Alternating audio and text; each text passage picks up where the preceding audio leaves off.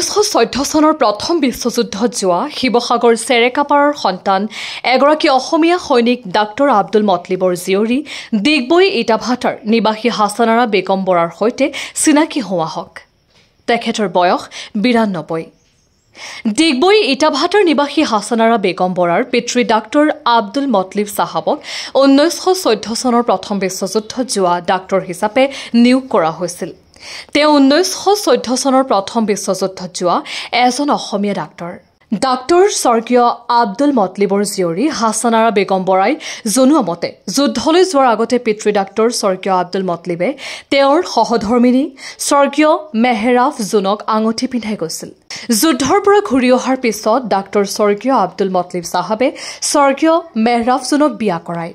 সেই সময়ত ৰাজৈ বাগানত তেতিয়া ব্ৰিটিছৰ আমোলত এজন যুদ্ধত যোৱা ডাক্তৰ বিচৰাত তেওঁই ৰাজৈ বাগানত ডাক্তৰ হিচাপে নিযুক্তি পায়।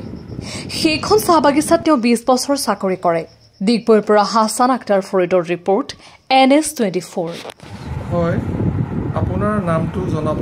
হাছানাৰা বেগম বৰা। আপোনাৰ দেউতা 1914 চনত যুদ্ধত গৈছিলে, তাৰ বিষয়ে কি জনাব? দেউতা 1914 চনৰ বিশ্বযুদ্ধত গৈছিলে। যাওঁতে মা আঙুঠি পিন্ধাই গৈছে, ঘূৰি আহি বিয়া পাতিছেহি। তেখেতৰ নামটো কি হয়? ডাক্তৰ আব্দুল মতলিব। ঘূৰি আহি ৰাজৈ বাগানত কাম কৰিছে প্ৰায় 20-30 বছৰমান।